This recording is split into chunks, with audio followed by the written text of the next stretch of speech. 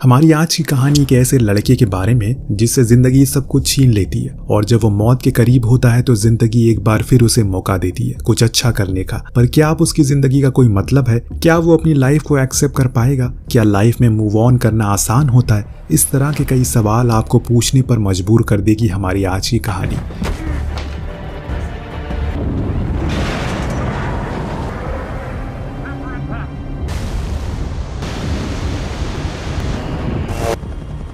तो चलिए शुरू करते हैं। कहानी की शुरुआत मिच नाम के एक लड़के से होती है जो अपनी गर्लफ्रेंड कैटरीना के साथ स्पेन में हॉलीडे एंजॉय कर रहा होता है। तभी अचानक मिच रिकॉर्डिंग स्टार्ट कर देता है और इमीडिएटली कैटरीना को प्रपोज कर देता है, जिससे वो बहुत खुश हो जाती है। वो दोनों किस भी करते हैं, जिसके बाद वो उन दोनों के लिए ड्रिंक लेने के लिए चला जाता है और इसी वक्त अचानक कुछ टेररिस्ट वहाँ अटैक कर देते हैं। अब सभी को मारने लगते हैं, जिससे मिच बहुत घबरा जाता है और कैटरीना को ढूंढने लगता है जो समुद्र में स्विम कर रही थी।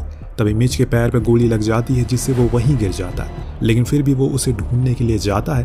तभी वो दोनों एक दूसरे के सामने आते हैं और उसी वक्त एक टेररिस्ट कैटरीना को गोली मार देता है, जिससे उसकी उसी वक्त मौत हो जाती है। अब ये सब कुछ मिच के सामने हुआ था, जिससे वो वहीं बेहोश हो जाता है। इसके बाद कहानी 18 महीने बाद शिफ्ट होती है, जहाँ मिच ने काफ़ी अपनी दाढ़ी बढ़ा ली है और वो काफ़ी कोडिंग वगैरह सीखकर उन टेररिस्ट ग्रुप में शामिल होने की फिराक में है जिसने कैटरीना की जान ली थी। अब वो टेररिस्ट उसे कोड वर्ड में बहुत सी डिटेल पूछते हैं, जो कि वो आसानी से बता देता है। असल में मिच काफ़ी टाइम से तैयारी कर रहा था कैटरीना की मौत का बदला लेने के लिए, और इसीलिए उसने मार्शल आर्ट्स और शूटिंग क्लासेस भी ज्वाइन की थी, जहाँ वो बहुत ही ज़्यादा एग्रेसिव वे में तैयारी कर रहा था। वो हर हालत में कैटरीना के किलर को मारना चाहता है, जो कि एक मुस्लिम ऑर्गेनाइजेशन का लीडर था। उसने उसके बारे में काफ़ी डिटेल हासिल भी कर ली थी और वो अब उसी एक मौके की तलाश में था जो शायद उसे मिलने वाला था। कभी कभी वो इतना ज़्यादा एग्रेसिव हो जाता है कि वो प्रैक्टिस में अपने ओपोनेंट को जान से मारने तक की कोशिश करता है, जिसे उसका कोच उसे थोड़ा कूल रहने के लिए कहता है, लेकिन मिच का उस पर कोई असर नहीं होता। वहीं उसके रूम में उसकी जानकारी के बिना एक कैमरा लगा था,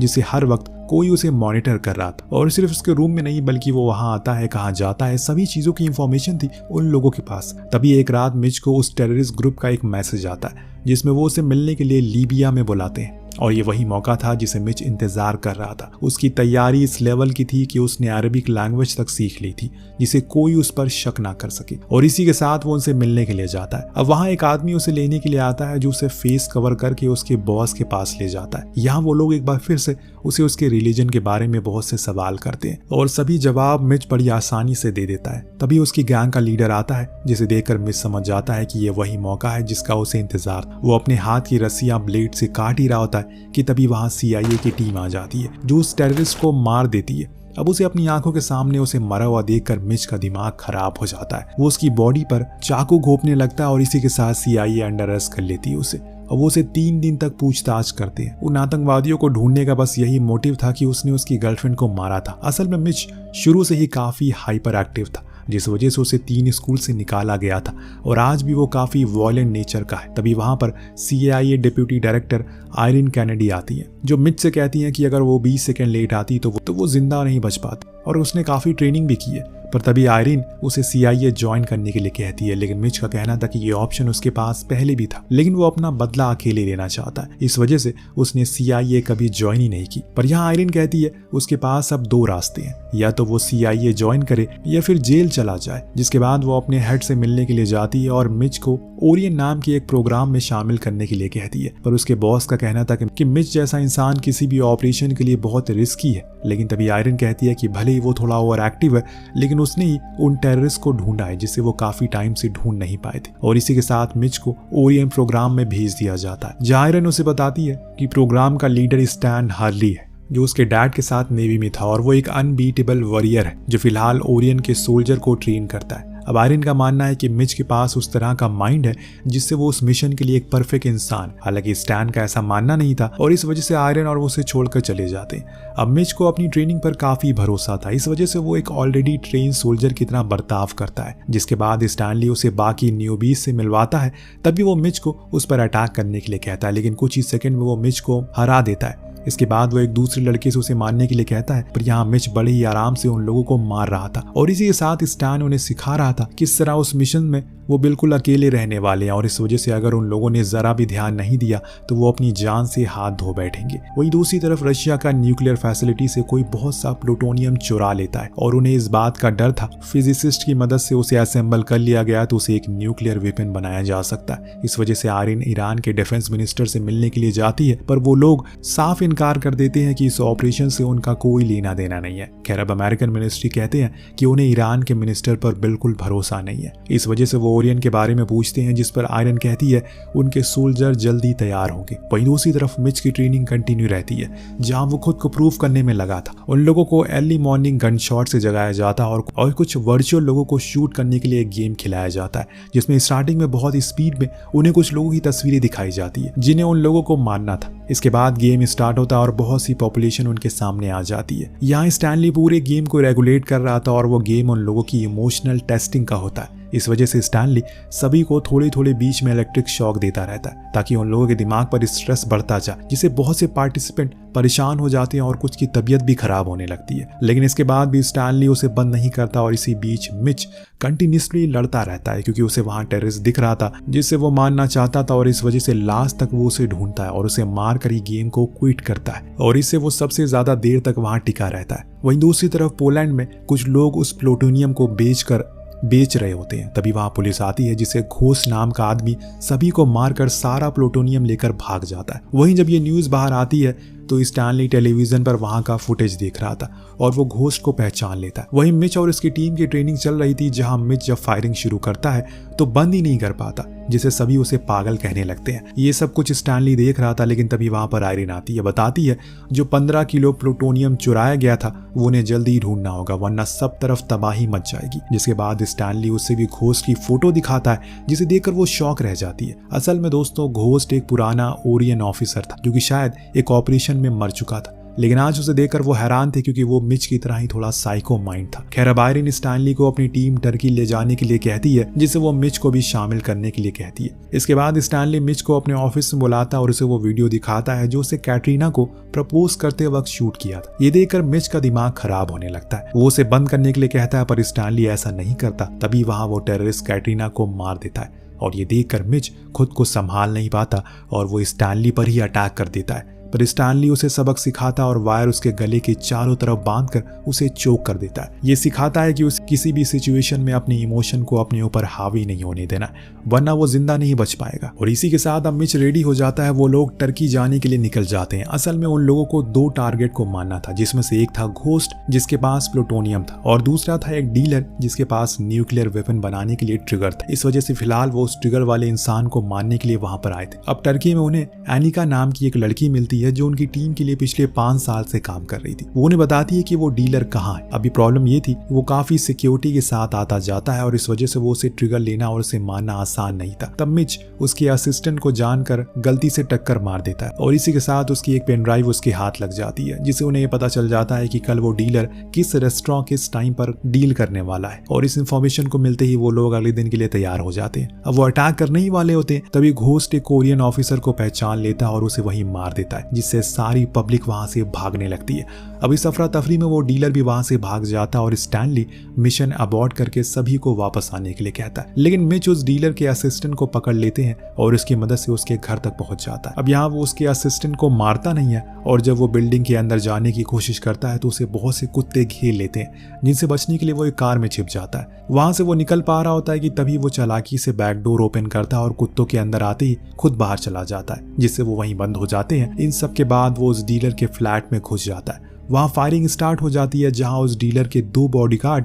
और उसकी फियांसे होती है जो उस फायरिंग में मारे जाते हैं। वहीं बॉडीगार्ड के साथ मिच की अच्छी फाइट होती है, लेकिन इन द एंड वो जीत जाता है और फाइनली डीलर तक पहुंच जाता है जो उसे रहम की भीख मांगता है, लेकिन मिच उसे छोड़ने वाला नहीं था। उस वजह से वो उसे डायरेक्ट सर पर गोली मार देता है। अब जब वो रिटर्न आता है तो स्टैनली उसके ऊपर बहुत बुरी तरह गुस्सा करता है क्योंकि उसने ऑर्डर फॉलो नहीं किए थे। लेकिन तभी वहाँ आयरिन आ जाती है जो मिच की साइड लेती है, जिससे स्टैनली गुस्सा हो जाता है क्योंकि उसके अकॉर्डिंग मिच कभी उस मिशन के लिए परफेक्ट नहीं था, लेकिन वो हमेशा से उसे सपोर्ट करते आई है। इसके बाद वो उसे समझाती है कि फिलहाल घोस्ट के पास सब कुछ है और इसीलिए उन्हें अब जल्द से जल्द ढूंढना होगा। जिसके बाद उन्हें पता चलता है कि मिच उस डीलर के घर से जो लैपटॉप लेकर आया है उसमें से पता चला है कि उस डीलर के अकाउंट में रोम से बहुत सारे पैसे ट्रांसफर हुए। इसका मतलब था शायद जो वो ढूंढ रहे हैं वो रोम में ही हो। वहीं दूसरी तरफ रोम में कुछ मुस्लिम टेररिस्ट और ईरानियन लीडर घोस्ट से न्यूक्लियर वेपन को लेने के लिए तैयार हो जाते हैं, जो कि कंप्लीट था, बस उन्हें असेंबल करना था। वो बताता है कि उसे 3 मील की रेडियस तक वो बॉम्ब सब कुछ डिस्ट्रॉय कर सकता है और 5 मील तक वो ऐसा असर दिखाएगा कि लोग उसे भूल नहीं पाएंगे। ये सुनकर वो आतंकवादी खुश हो जाता है और उसे उस वेपन को असेंबल करवाने के लिए कहता है। वहीं CIA बात जानती है, उन्हें इन द एंड एक फिजिसिस्ट की जरूरत पड़ेगी, इस वजह से वो उसे ट्रैक करने में लग जाते हैं। यहाँ अनिका भी उनके साथ आई होती है और उनकी मदद करवा रही होती है। जिसके बाद उन्हें वो आदमी मिल जाता है और वो उसके बगल वाले रूम में ही चेक इन कर लेते हैं जहाँ मिच और अनिका होते हैं। स्टैनली बाहर कार में इंतजार कर रहा था,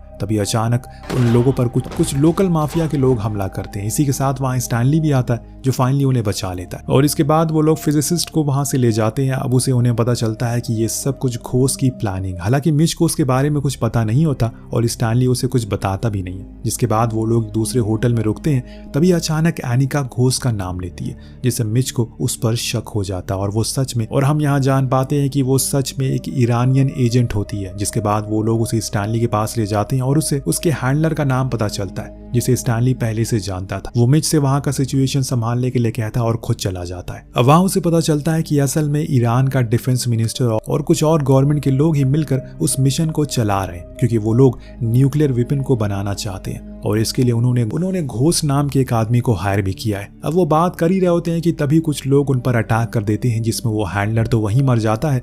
स्टैनली को वो लोग किडनैप करके ले जाते हैं। वहीं आयरिन को जब ये बात पता चलती है तो वो मिच को चुपचाप वहां से जाने के लिए कहती है और बाकी लोगों को स्टैनली को छोड़कर बाकी मिशन को संभालने के लिए कहती है। अब ये सब सुनकर मिच चुपचाप एक कार लेकर वहां से निकल जाता है। वो एनिका को ले जाने वाले लोगों को मारकर उसे आजाद कर देता है। इसके बाद वो लोग घोस्ट की लोकेशन पता करने के लिए जाते हैं। यह एनिका उसे बताती है उसकी कंट्री के कुछ लोग ही न्यूक्लियर वेपन बनवाना चाहते हैं, इस वजह से उसने उन लोगों पर ट्रैकर लगवा दिए थे। जिसके बाद वो लोग उसी लोकेशन पर बढ़ने लगते हैं। वहीं दूसरी तरफ स्टैनली को रस्सियों से बांध कर रखा गया था और फिर वहां घोस्ट आता है जो उसे बहुत गुस्सा होता है, क्योंकि एक मिशन के दौरान स्टैनली ने उसे मरने के लिए छोड़ दिया था।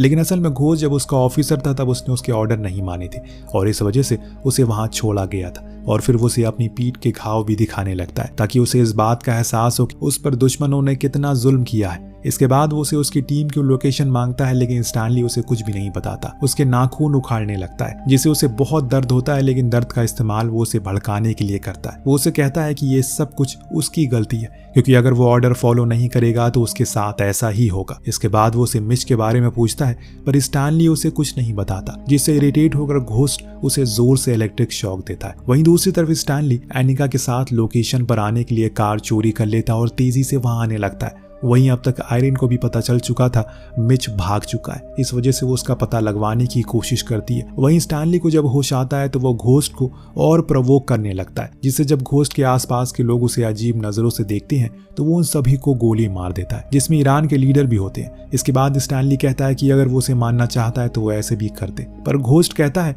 वो अभी उसे नहीं मारेगा, क्योंकि उसे अभी तो पूरे अमेरिका को तबाह होते हुए देखना है, क्योंकि उसने ही उसके जैसे किलिंग मशीन को बनाया है। अब एनिका और मिच एक लोकेशन पर पहुंच जाते हैं जहां डेड एंड होता है। इस वजह से वो एक्चुअल लोकेशन ढूंढने की कोशिश करते हैं, जो थोड़ी देर बाद उन्हें मिल भी जाती है। जिसके बाद वो वहां पहुंचते हैं और देखते हैं कि वहां के गेट में लॉक लगा है और बस एनिका ही अंदर जा सकती है। वहीं दूसरी तरफ घोस्ट अंदर एक बॉम्ब प्लांट कर देता है ताकि वो पूरा एरिया एक्सप्लोड हो जाए। वहीं जब एनिका अंदर जाती है तो उसे अपनी कंट्री का एक मिनिस्टर दिखता है, जिसे वो शूट कर देती है और उसकी आवाज से सभी लोग एक्टिव हो जाते हैं। वहीं अंदर बॉम्ब भी ब्लास्ट होता है, जिससे मिच परेशान हो जाता है और कार से उस गेट को तोड़कर अंदर घुसता है। वहां उसे स्टैनली मिलता है, जिसे वो आजाद करवा देता है। इसके बाद वो घोस्ट के पीछे जाता है और तभी वो देखता है कि घोस्ट ने एनिका को पकड़ रखा है। अब एनिका मिच की मदद के लिए खुद को शूट कर देती है, पर घोस्ट वहां से भाग जाता है। स्टैनली उसके पीछे आता है, लेकिन घोस्ट का एक आदमी उस पर अटैक कर देता है, जिसे मारकर जब वो आगे बढ़ता है तो देखता है कि घोस्ट एक बोट से कहीं जा रहा है। असल में दोस्तों उस बोट पर न्यूक्लियर वेपन था